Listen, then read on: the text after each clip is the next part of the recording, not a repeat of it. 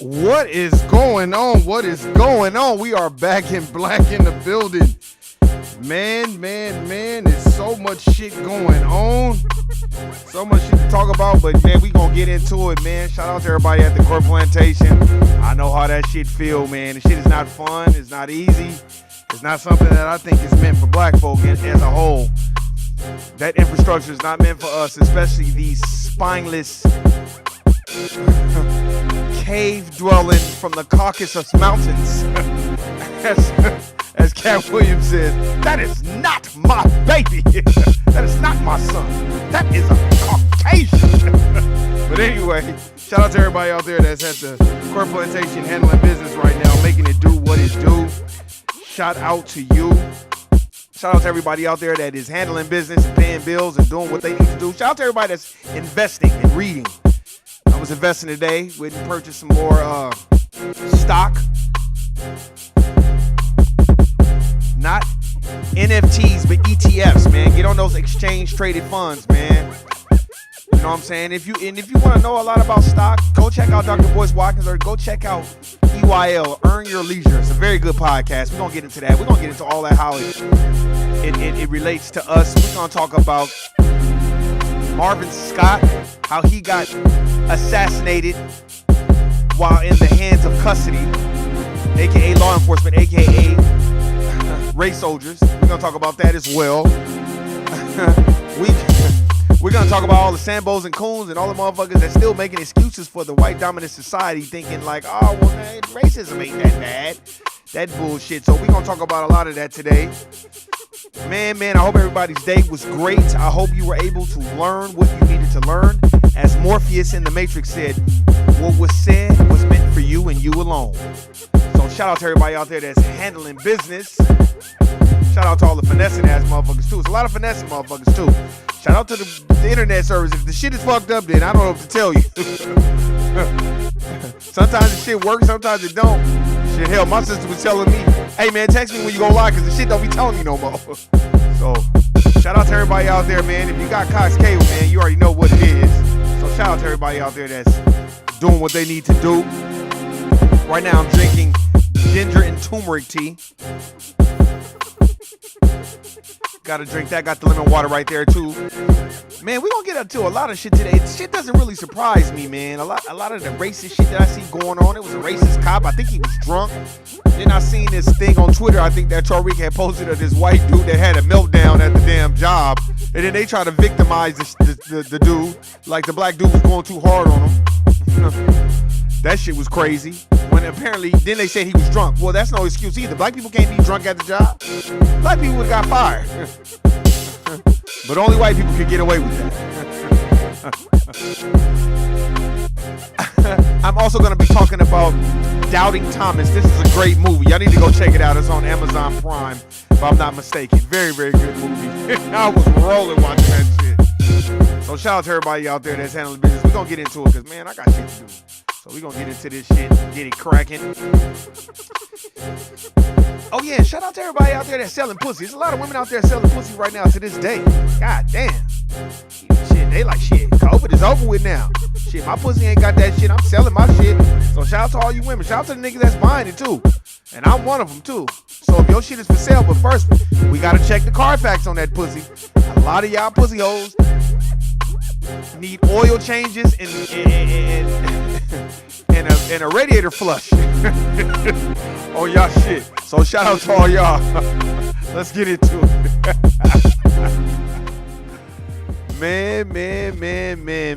Man. I'm recording this shit too, man. So if this shit is tripping, I'll just upload it to YouTube. Because I know how YouTube do, man. 1 minute is good, the next minute it ain't. Cox K will be on some bullshit as it is, and that shit ain't gonna stop. It used to distract the fuck out of me, but now I don't give a fuck. I'm just gonna keep going. Man. Another one down. This brother Marvin Scott, I think the third, he was in, I think he got arrested. I don't know if he had a warrant or whatever, some petty shit. They arrested him, took him to custody. Then all of a sudden he was having a mental health episode. What did I tell you about that mental health shit? It's not gonna work for you. It's gonna always work for them, but it'll never work for you. And he was having an episode, and after he having an episode, he's having this grandiose episode, they kill him. Some of them got released from their duties, and some of them got paid, administrative pay, and some of them got brought back to work. Like, oh, well, just a nigger anyway. Y'all niggas better wake the fuck up, man. Some of this shit I be seeing, I just be like, damn. But it's almost like you didn't see that. You know, right now I'm reading this book, The Price for Their Pound of Flesh. Man. There was this cat named Dangerfield Newby, and God, what was the other guy's name? It was another guy's name. I forgot his name. I'm blanking his name, but they were involved in the Harper's Ferry raid with John Brown. Well, John Brown, he got hung, but he was able to go get buried with his family. You know, they let him have a peaceful burial and shit. But when it came to Dangerfield Newby, and I forgot the other brother's name. I'm blanking on his name. Shit. They was passing his body around, cutting up his skull. They was doing all kinds of shiesty shit. Then I think he was either Dangerfield Newby. I think he was a mulatto. And then his family, I think the white side was trying to get him. I'm not too sure, but I know they had a white person try to go and retrieve his body. Because in this book, from what I'm gathering, it talks about the value of your black body when you're alive and then when you're dead. Because people just think about it when you're alive as you're a commodity. But when you're dead, you're a commodity too. Because a lot of these medical apartheid motherfuckers want to get a hold of your body so they can do studies and shit on you.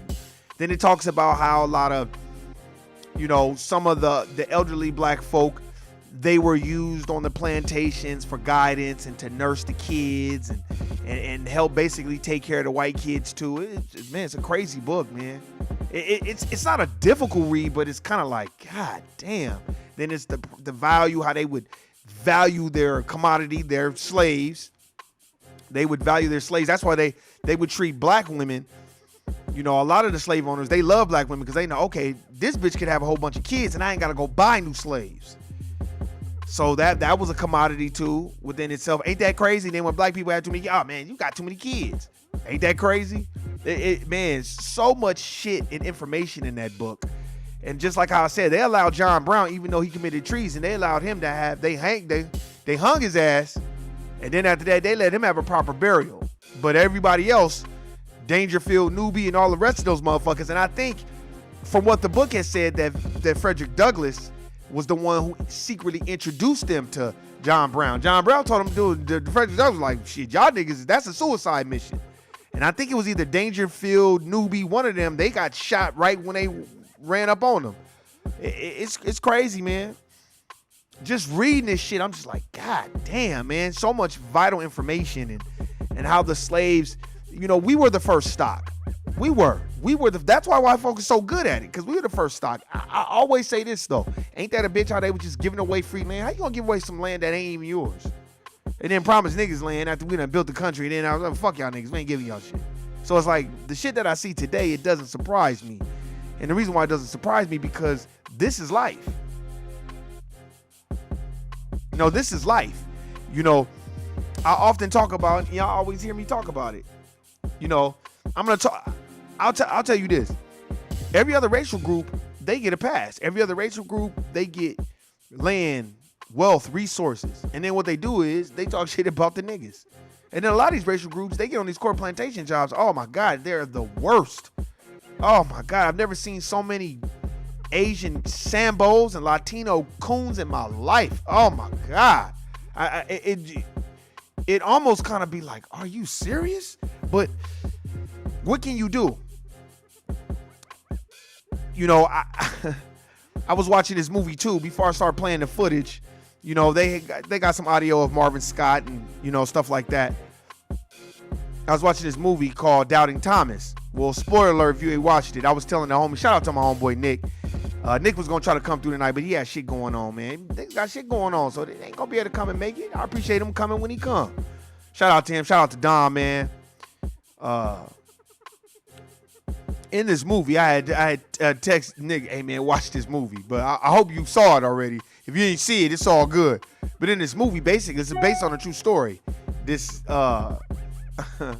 this lady, she's white. She's married to a white guy. Well, her mom never told her that she was half black. So what happened is she had a baby and it was black. And then when the baby was black, the baby came out black. So the dad, they brought the baby to the dad. She was trying to tell the dad, like, you know what, hey, it's a little different. And I got something to explain. And then he was like, man, that white man played that role so well. He was just like, okay, that's a beautiful baby, but where's my baby in another room? Because that's not my baby. He was like, it's a beautiful baby and all, but where's my baby at? Do you guys got him in another room? He played that like most white folk would. Man, I was dying. Very, very good movie. Then his best friend was black, and he was good friends of the family. So then he started Googling, is my wife cheating on me? How does white people have black kids? He's Googling all this shit. So then he accuses the black dude that's supposed to be his best friend if he was fucking his wife. So the black dude, basically, this is the dude from The Wire. He basically was like, he just didn't fuck with him no more. And they worked together. They were lawyers. So this whole time that he's trying to figure out why the fuck he got a black baby before he lose it on his wife, he's blacked out at the job. He's just out to lunch on the job. He can't even focus on the job. He don't know what the fuck is going on. I was dying laughing. The black brother that's his best friend saves him, basically, you know, saves his job, does all the fucking leg work and everything on the job. So then he tries to apologize to the black brother. This was one of the coldest responses. The black brother said, what do you mean? He said, I saw it. I saw it in your eyes. He was like, what do you mean? It just was a lapse of judgment. He said, there wasn't no lapse of judgment. I saw it. You were just like white women when a black person walks into the elevator with them and they clench their purse. I saw that look in your eye. And he was just like, oh man, you know, it was just a lapse of judgment and that's not who I am. He said, no, you just revealed who you were. So when people show you who they are, believe them. Straight up. Don't be sitting up here like, oh, why you like that? And you're trying to explain it. I was watching this Teen Mom shit too. Because I've been watching Teen Mom for a long time. You know why I watch Teen Mom? Because a whole bunch of white women that's on there that's all fucked up in the game. And they always like to label black women as the women that have kids out of wedlock and they don't know what the fuck is going on. But it's funny. And they want to label us the dope fiends. Well, I've been watching Teen Mom for like 10 years. And let me tell you, damn near every person that I've seen on Teen Mom on MTV, all of the dope fiends have been the dominant white society. They have not been black people at all. Black people get on there, they argue, they fuss, they fight, but they ain't dope fiends.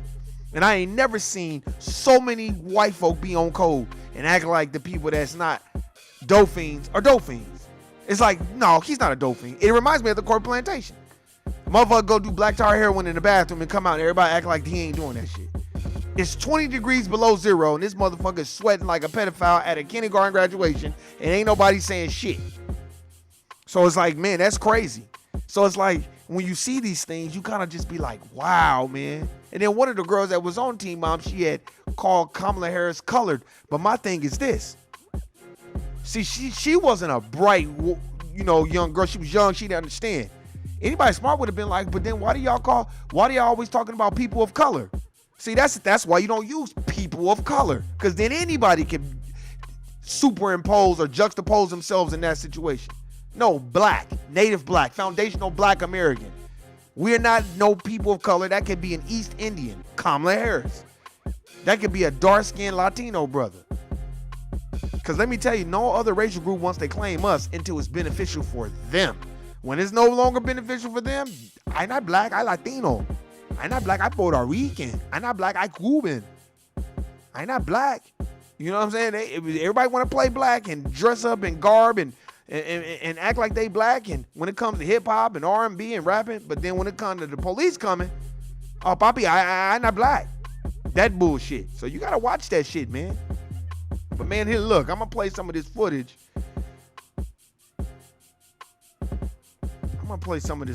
Hold on, let's see. Let's see if I can get this footage, man. I'm trying to get this audio. Let's see if I get this audio. Got this. Look, my tea about to be cold. I get so tired of these bullshit ads and shit, man. This shit be killing me. But why this ad? Because I'm not playing no ads on here. Fuck out of here. But when I saw this shit on Marvin Scott, I just kind of was like, how did he die in custody? Here we go. Every detention officer involved in his death be arrested. Hold on, let me rewind it. Let's see.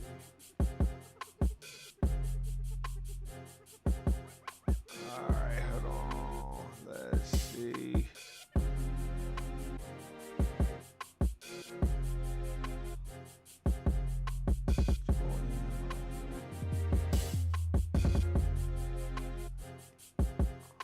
Here we go. All right, I got it now. All right, here we go. The family of Marvin Scott is demanding every detention officer involved in his death be arrested. Scott was killed last month while in custody at the Collin County Jail. Today, the Collin County ME's office listed his death as a homicide. Lily Zhang spoke with Scott's family today after they watched the video of their loved one's death. For the family of Marvin, only thing is, you notice, y'all need to go look up everything I say. Don't look up everything I say. Y'all notice this. This is what I'm going to tell y'all right now. Do y'all notice that every major story, it's either Ben Crump or Lee Merritt? But I'm telling you, that sister, I forgot her name. Her son got shot in the back and fell in the kitchen. And he was a young dude, and she had like 6 kids. And they were all taken care of, and she went on the Breakfast Club. The Breakfast Club, she got more shine on the Breakfast Club. I'm blanking on that sister's name. And she went and got her own attorney. She didn't get Lee Merritt and get Ben Crump. They don't even talk about that no more. Even the brother that got shot in his garage. When you don't get those two attorneys, so you got to start looking at Lee Merritt and Ben Crump too and being like, why is it only y'all, when y'all attach y'all name to the case, it's nationwide. When y'all don't attach y'all name, niggas got to go on the Breakfast Club to get any type of exposure. And then even then, it fades away. Like Daniel proved. See, his brother wasn't no smiley person. That was another brother that was having a mental health episode. What did I tell y'all about this mental health shit? Y'all better stop just, mental health, mental health. They don't give a fuck about that shit. They gonna be like, well, you're a nigger and you don't have mental health. That's only for white people, not for niggers. You got nigger health. And you got to pay a deductible for that. You better go see your insurance. And you're a nigger. You probably don't even have no insurance. That's how they really feel. So it's like you got to be careful when you like co-signing that shit.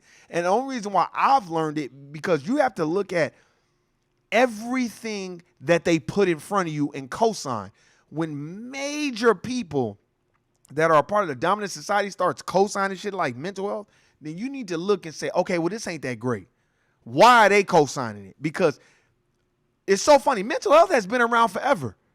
This shit ain't new. I'm talking about to my niggas that are 50 years old to about 30. Mental health is not new. Mental health has been around forever. People having mental health disabilities and stuff like that. Now all of a sudden they push it to the forefront, and I feel like they push it to the forefront to justify any type it's a white supremacist or suspected white supremacist killing an unarmed black man or woman or a race soldier killing somebody. Oh, well, they were in fear for their life. That's mental health too. Well, then you don't need to be being a police officer then, because you shouldn't be fearing that type of stuff. You should have the adequate training for that. That's why it's not good to be going with that, because this brother Marvin Scott was having a mental health episode like Daniel Prude. And what happened? They put a bag on Daniel Prude and then he damn near died, and it was fucking freezing, snowing. They didn't give a fuck. They didn't care. And ain't nothing happened to those police at all. Scott, it was a heavy day at the Collin County Courthouse after watching nearly 5 hours of video inside the Collin County Jail in what would be Scott's final hours. What we seen today was horrific, inhumane, very disheartening, and we want these individuals arrested immediately. The family was joined by protesters at the courthouse Wednesday demanding justice for Scott. He was arrested in March at the Allen Premium Outlets on a misdemeanor marijuana charge, first taken to a hospital. Did y'all just hear that? A misdemeanor marijuana charge, but weed is legal, and you got all these dominant white society motherfuckers making billions of dollars off of weed, and this nigga's going to jail for weed. This is the shit that I'm talking about. Doesn't this remind you of Just Say No, Nancy Reagan, and Ronald Reagan as George W. Bush, the second or whatever the fucking one of the Bushes, is in the back bringing in boatloads of cocaine, and giving it to Freeway Ricky Ross, him and Oliver North and all the rest of them motherfuckers, giving it to motherfucking Freeway Ricky Ross to sell it. As long as you don't help black people, just keep selling it. We'll just keep supplying it and keep selling it so we can make the money. This is what they was doing. And then on the back end tell you just say no. Ain't that about a bitch? Man, look, y'all need to understand, man. These people don't give a fuck about that. Hey, Shawnee, man, what's going on? Just listen while I'm driving. Hey, Van, what's going on, Shawnee, man? Shawnee, hey, do you remember that dude? That brother, he was a light-skinned brother. His mom was very passionate when she spoke. I'm talking to the chat room right now. When she spoke on the Breakfast Club, I'm blanking on that sister and that brother's name. And I think he was licensed to carry too. And then they shot him right when he was in his house, and they shot him in the back, and he died in the back. Do you remember? You have to watch Eliminate All the Brutes. It's on HBO. Okay, cool. Because I got HBO Max and HBO, regular HBO. What? Hey, give me a little synopsis on Eliminate All the Brutes. Hey, give me that. But man, what is that? I forgot that brother's name. And you never heard nothing again. And here's the reason why. Because I think Lee Merritt and Ben Crump are they're brokers for the dominant society. They brokerage the deals. They're like the new Reverend Jesse Jackson and the new Al Sharpton. To me, they just don't speak as much, but they are. We could say it, but they're settlement attorneys. They just get in there and, hey, okay, well, give us some money. And then when y'all give us some money, then this shit will go away. And then there's clauses and there's NDAs when you take that money. Remember Sandra Bland? Sandra Bland, her mom got like $1.7 million. And then out of that, some of that had to get donated to police reform within that county. So remember, they be doing sucker shit like that. But I'm going to go check out Eliminate All the Brutes. It's on HBO. Tell me what that's about, man. Please tell me. Hey, Tasha, what's happening? Hey, Tasha, I got that message too. Man, my phone was updating. And then after it updated last night, I got that message. I'm going to let Nick know that too. Good looking out. You know what I'm saying? I was telling him, I was like, watch. I was like, when Tasha ain't busy, when they ain't busy, they going to let you know. They going to be looking at your ass crazy. I had already told him that. But, man, let me know what that shit is about. Hold on. Let's see what else the footage is, man, because I know they got more footage or whatever. So let's see. Then released to the jail. While in custody, the sheriff's office says Scott appeared to, quote, exhibit some strange behavior, prompting officers to secure him to a restraint bed. Isn't that what happened with Daniel Prude? Didn't Daniel Prude's brother and family call the police and tell them, my brother is having a mental health episode? And what people don't understand is when you're diagnosed with a mental health issue, no matter what it is, it could be manic, depressive, manic, bipolar, a little touch of schizophrenia, whatever. A lot of that is because of those hallucinogens and those drugs that they give you too. So when you on those medications and then let's say you go smoke some weed, that might throw you might have what is called a chemical imbalance in your body. And I'm not no medical professional, but I've had and family members that, you know what I mean, they have bipolar issues and different issues. And man, when you smoking or you drinking too much, that can kind of kickstart it and jumpstart that shit. And a lot of the times you need mental health crisis people that know how to deal with that to de-escalate the situation. These law enforcement officers, these are race soldiers. They don't give a fuck about you having no goddamn mental health episode. That's why I be telling niggas, stop egging that shit on. You can go on to a therapist. But the first thing I'm going to tell you is, well, what the fuck was Harriet Tubman and them doing? See, niggas got too much time on their hand talking about, I got to go see a therapist. No, what you need to do is get with other individuals that you can get these things off your chest and come up with a game plan that is moving in the, I would say, the right way or the more positive way. If more black folk would just listen to each other and talk to each other and sit down and have great conversations, there would be no need for niggas to be trying to go run to therapists like the dominant society. Because if the dominant society wasn't co-signing that shit, niggas wouldn't be doing it. I don't care what nobody say. Niggas wouldn't be doing it. You just paying somebody to listen to your problems. Them people don't care about your problems. Let me tell you something. There was a show called not The Practice, but I forgot what it was called, and they all shared a building. They were all different doctors, and one of them was like a psychiatrist or a therapist. He had more problems than everybody else, and then in real life, they were showing how a lot of therapists, they got to go see therapists because they got more problems than the average therapist and psychologist, and stop. The only psychiatrist I'm going to listen to is Dr. Francis Cress Welsing. That's it. We don't need to listen to nobody else. That's the problem. Niggas just going in there running your fucking mouth thinking that you feel better. Yeah, you might feel better for a moment in time, but if you don't have established your own belief system, you're going to be out here out to lunch because they don't give a fuck about you going to no therapist. They're going to still shoot to kill. Pepper spray and a spit mask. The family's attorney, Lee Merritt, says at one point, officers kneeled on him. And instead of responding with medical professionals, instead of helping Marvin to a facility that would be able to treat him, he was brutalized. The Collin County ME's office has listed Scott's death as a homicide, adding he, previously diagnosed with schizophrenia, died from acute stress during a restraint struggle with law enforcement. The family now demanding arrests be made for all of the detention officers involved, including one of the 7 fired and now reinstated. See? Fired and now reinstated. See, first of all, let me tell you something. The inmates run the jail, not the motherfucking COs and correctional officers. First of all, I can go make more money. If you live in Las Vegas, Nevada right now, I go make more money go working at a recreation facility, working for the city or the county than being a correctional officer. They don't make no fucking money. And no diss, but not enough to do with what they have to deal with. You're putting your life in danger every day.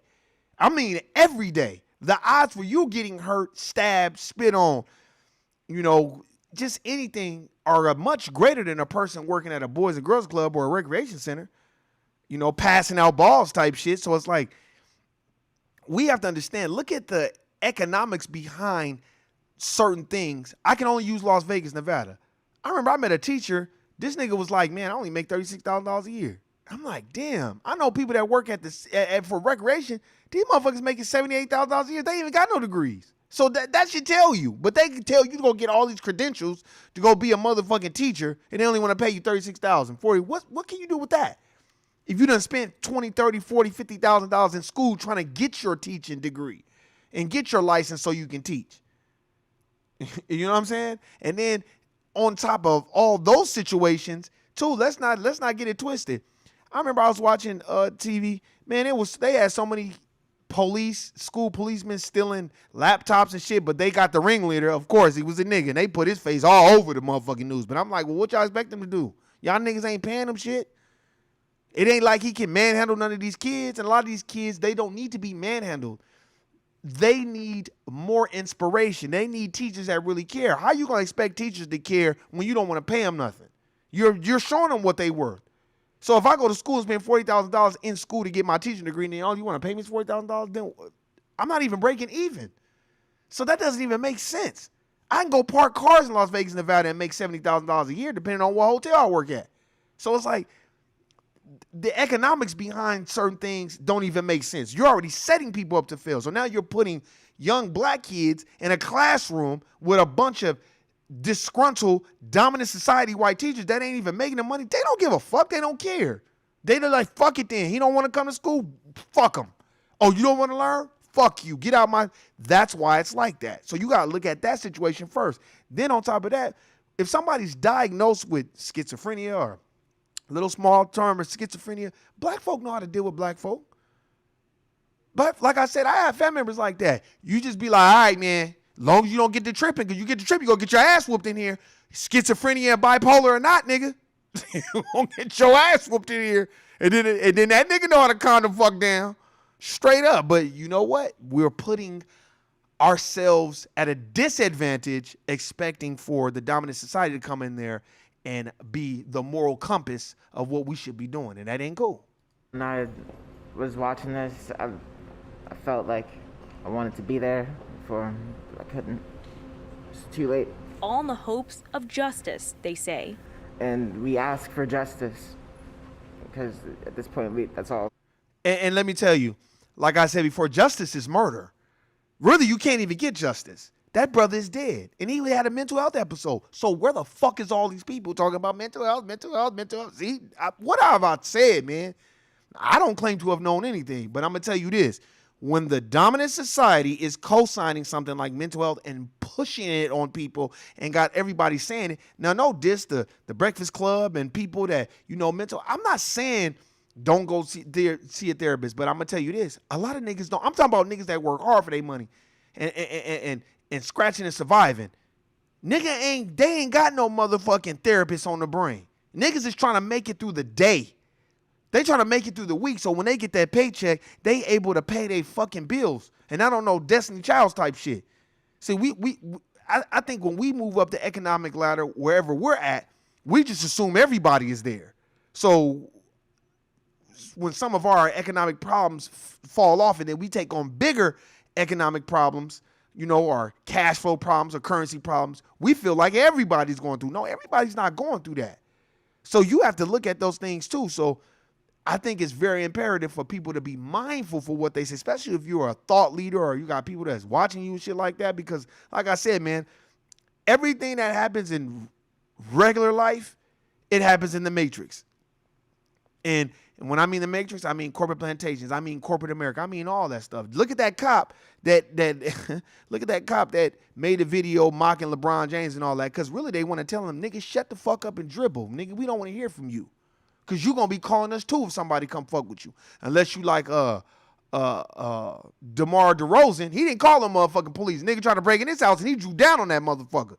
See, that's different. That nigga ain't called no police. Nigga, come on over here. That's how you supposed to be. You can ask for. In McKinney, Lily Zhang, NBC5.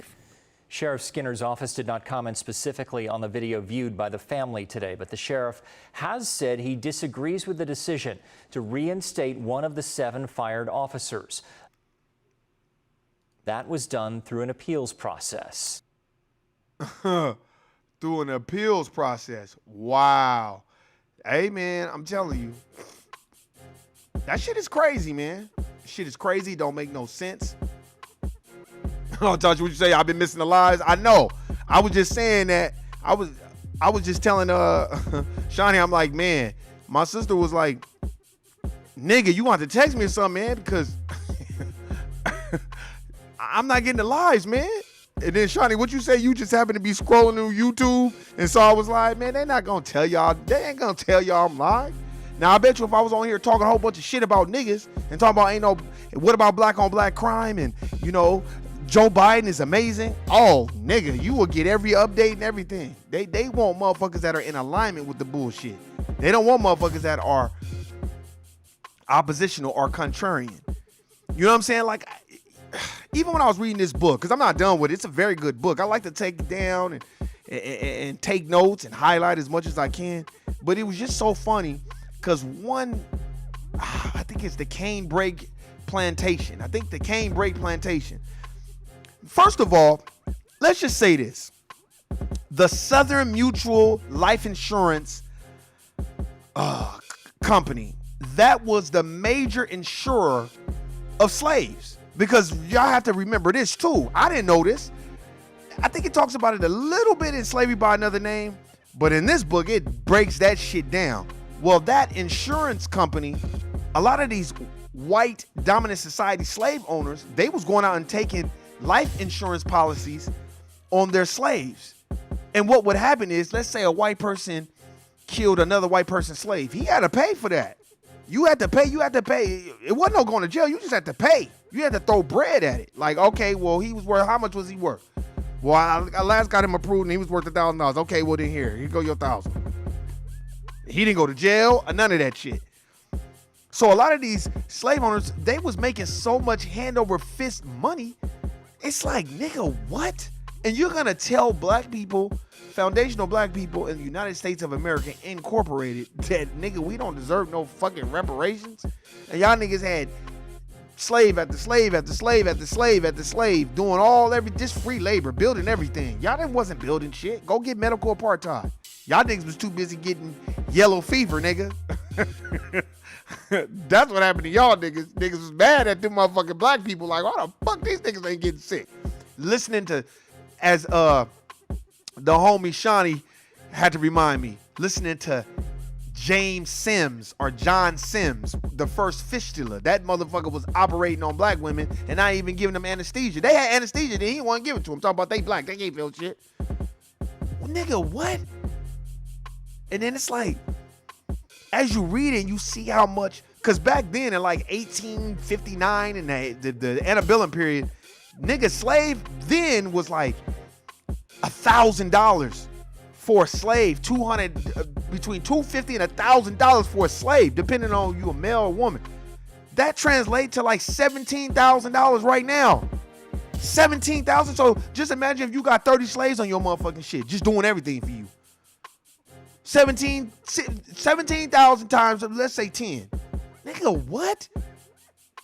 And they gonna do the upkeep and do everything and breastfeed your white children and take care of your kids and do everything for you and come up with potions to heal you, because it says it in the book as well, just like in medical apartheid, the elderly black women, for the most part, was practicing hoodoo or voodoo.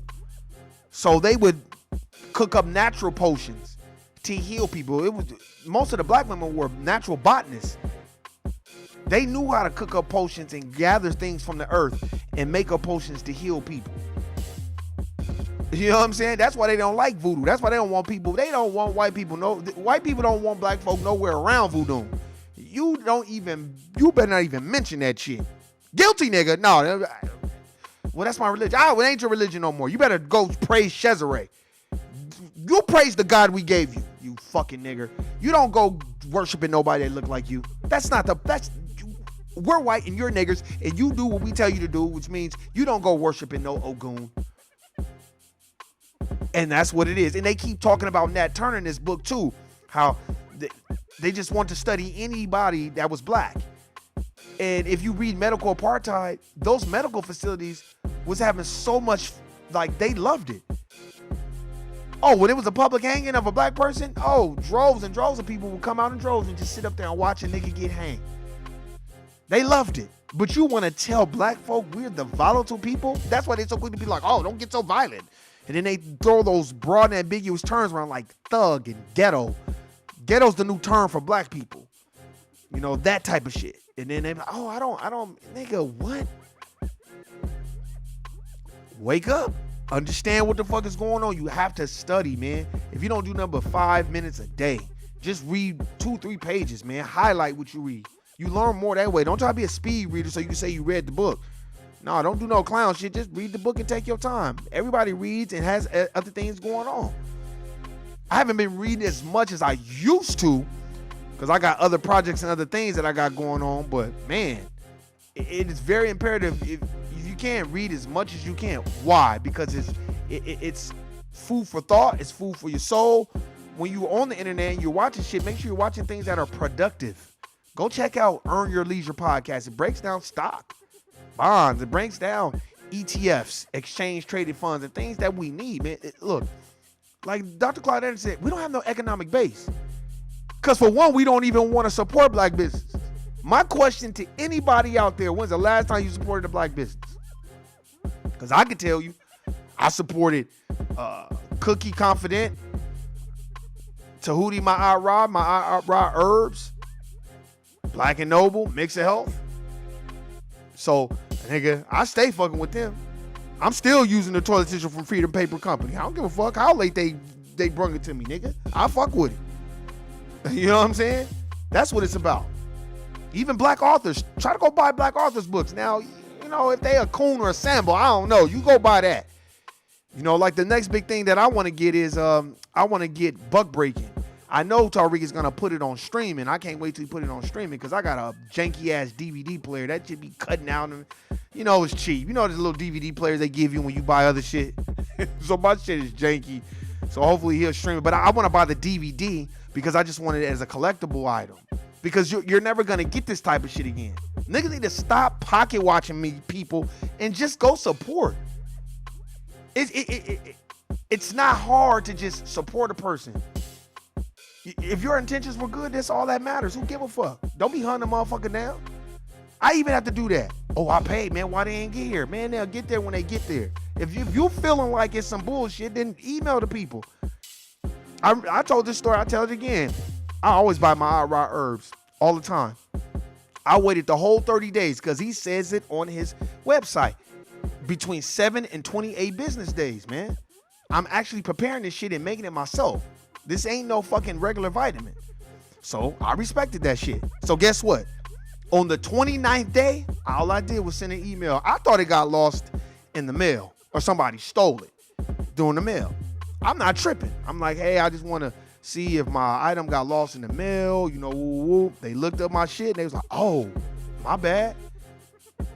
Do you want some free? I'm like, nah, I don't want nothing free. And I went and bought more shit from my herbs. That's a fact. Niggas always want some free shit. You want free shit from black people, but you want to pay $1,000 for a Gucci sweater, and some slippers. From the dominant white side, they don't even give a fuck about you. Think about that. And they could be like, ah, man, this shit too high. But a nigga can't wait to go in the Caesar's Palace Forum shop and go in the Louis Vuitton store and the Gucci store so they can buy that. I'm telling you, man, life is a motherfucker. Think about what you can learn a lot about a person by what they spend their money on. And I'm not talking about liquor and weed and all. I'm not talking about that shit. I'm talking about what they spend their money on. They spend their money on stock or bonds, or they trying to get they money together and their credit together so they can buy them a crib. You can learn a lot about that. That should teach you something. Stay in your lane is what it should teach you. And it should inspire you. And I'm going to say this again. I'm going to keep saying this. Black folks, stop thinking that you need hundreds of thousands of dollars to buy stock and hundreds of thousands of dollars to buy property. You don't need that. You need 600 credit score and the FHA loan to take care of the rest. So stop it with this bullshit. For real. Because I don't like the information that they giving black folks. Like, oh, no, you don't. You know how many people I know who had 590 and 600 credit scores and went and bought a crib? So stop. And it don't take you long to get no 600 credit score. Don't stop. And don't let these people tell you just pay all your bills on time and then build up your credit. That's some bullshit. Get you a secure credit card. Charge it, pay it, charge it, pay it. I guarantee you in 6 months your shit gonna shoot up to 700. These are myths. Stop that. This is just shit that people's telling you so you'll stay out of the game. Because the more black folks go try to buy property, the less property it is for everybody else. That's all that is. Because you see all these other racial groups, the first thing they do is teach their kids to go buy property. That's the first thing they teach their kids. Buy property, buy stock. Get a life insurance policy. That's what they do all the time. But us, you try to tell a nigga something, nigga look at you upside down. You ain't got nothing. You don't know what another nigga got. You don't know what he's doing with his money. So stop looking and inquiring and pocket watching. Just take the concept and apply it to your everyday life, man. Hey, man, that's my time. Appreciate everybody listening, subscribing. Shout out to everybody out there. Hey, you already know this shit ain't gonna say, hey, man, tell Miss Wendy I said hello. All right, then, y'all, man. Hey, if your nigga talking about he don't see color, and what about black on black crime? Guilty, nigga. I don't fuck with you. He's a Sambo coon telling about the gun line. Hayward Shepherd motherfucker. I'm out. Peace.